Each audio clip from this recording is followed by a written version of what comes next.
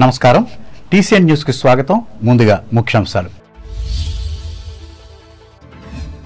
ఏపీలో ఎన్నికల కౌంటింగ్ ను సమర్థవంతంగా నిర్వహించేందుకు ఏర్పాట్లు సిద్ధం భీమవరంలో స్పష్టం చేసిన రాష్ట్ర ప్రధాన ఎన్నికల అధికారి Mukesh Kumar no flying zones గా భీమవరం ఎస్ఆర్కేఆర్ విష్ణు కాలేజీల కౌంటింగ్ సెంటర్లు ప్రకటించిన పశ్చిమ గోదావరి జిల్లా ఎస్పీ అజిత ఏపీలో 3 పార్టీల కూటమి ప్రభుత్వం ఏర్పాటు చేయడం ఖాయం భీమవరంలో ధీమా వ్యక్తం చేసిన Telugu Desam polit bureau member Seetharamalakshmi గృహ అవసరాలను తీర్చేందుకు రుణాలు అందిస్తున్న యూనియన్ బ్యాంక్ తణుకులో వెల్లడించిన విశాఖ జోనల్ మేనేజర్ శంకర్ ఆరోగ్యంపై అవగాహన పెంచుకున్నప్పుడే మంచి ఫలితాలు తణుకు రోటరీ సభలో యువతకు హితవు పలికిన డాక్టర్ నీలు మహేంద్ర తణుకు ప్రాంతంలో మండుతున్న ఎండలు ఇబ్బందులు ఎదుర్కొంటున్న ప్రజలు పాము కాటుకు గురై మృతి చెందిన మహిళ కుటుంబానికి 10,000 రూపాయలు విరాళం ఇచ్చిన తాడేపల్లిగూడెం జనసేన అభ్యర్థి బొలిశెట్టి వచ్చే నెల 1వ తేదీ నుంచి ప్రధాన కాలువకు విడుదల చేయనున్న సాగునీరు ధవళేశ్వరంలో వెల్లడించిన జలవనరుల శాఖ చీఫ్ ఇంజనీర్ సతీష్ కుమార్ ఉండ్రాజరం మండలం పాలంగి గ్రామంలో ఘనంగా ముగిసిన రక్షణ పండుగలు పాల్గొన్న క్రైస్తవ సోదరులు కోనసీమ ఎన్నికల కౌంటింగ్ ను ప్రశాంతంగా నిర్వహించేందుకు ఏర్పాట్లు సిద్ధం అమలాపురంలో వివరించిన కలెక్టర్ హిమాంశు శుక్లా ఎన్నికల కమిషన్ మార్గదర్శకాలకు అనుగుణంగా ఏలూరు జిల్లాలో కౌంటింగ్ ప్రక్రియ చెప్పిన కలెక్టర్ ప్రసన్న వెంకటేష్ జాతీయ ఎన్నికల సంఘం ఆదేశాల మేరకు వచ్చే నెల 4వ తేదీన కౌంటింగ్ ప్రక్రియను సమర్థవంతంగా నిర్వహిస్తున్నట్లు రాష్ట్ర ప్రధాన ఎన్నికల అధికారి ముఖేష్ కుమార్ మీనా తెలిపారు పశ్చిమ గోదావరి జిల్లా కేంద్రమైన భీమవరంలోని ఎస్ఆర్కేఆర్ విష్ణు ఇంజనీరింగ్ కళాశాలలోని జిల్లా కలెక్టర్ రిటర్నింగ్ అధికారి సుమిత్ కుమార్తో కలిసి కౌంటింగ్ సెంటర్లను తొలిసారిగా ఆయన గురువారం పరిశీలించి అనంతరం మాట్లాడారు అలాగే ఈవీఎంల భద్రపరిచిన స్ట్రాంగ్ రూముల వద్ద చేసిన 3 అంచెల భద్రతా ఏర్పాట్లను పరిశీలించారు మీడియా సెంటర్ ఏర్పాట్లను చూశారు సమిష్టి కృషితో పశ్చిమ గోదావరి జిల్లాలో పోలింగ్ ప్రక్రియను విజయవంతంగా నిర్వహించిన నేపథ్యంలో అదే స్ఫూర్తితో కీలకమైన కౌంటింగ్ ప్రక్రియను సజావుగా నిర్వహించేందుకు అవసరమైన ముందస్తు చర్యలను చేపట్టాలన్నారు జిల్లాలోని 7 నియోజకవర్గాల ఓట్ల లెక్కింపు ప్రక్రియకు అన్ని ఏర్పాట్లు చేయాలని ఆదేశించారు ఆయన వెంట జిల్లా రెవెన్యూ అధికారి జె ఉదయభాస్కర్రావు అదనపు ఎస్పీ వి భీమారావు సెబ్ అదనపు ఎస్సీ ఏటీవీ రవికుమార్ డీఎస్పీలు రెవెన్యూ పోలీస్ అధికారులు ఉన్నారు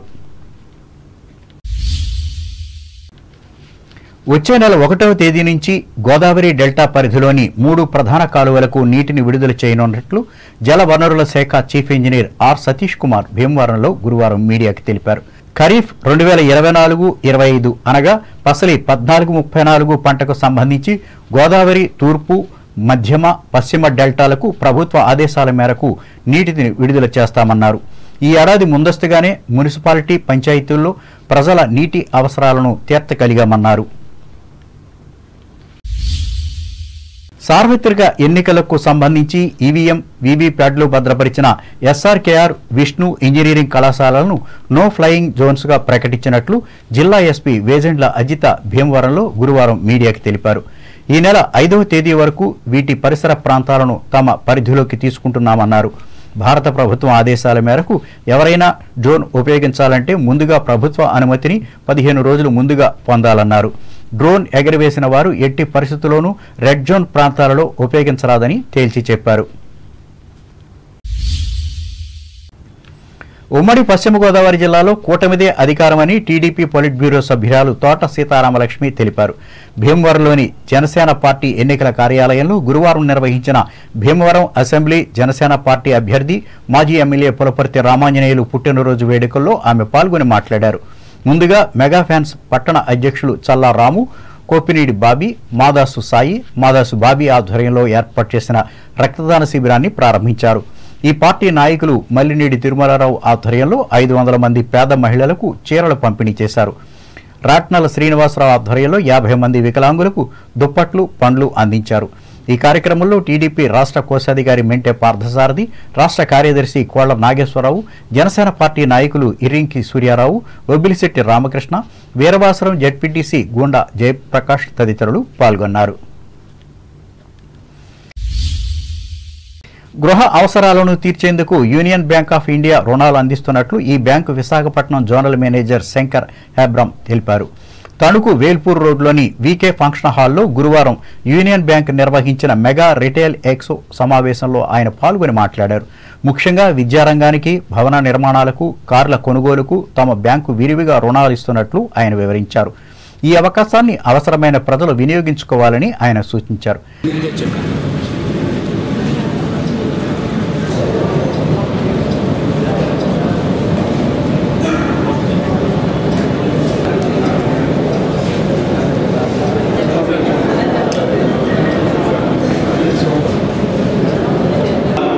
Interacting with our customers and sharing the latest product with them.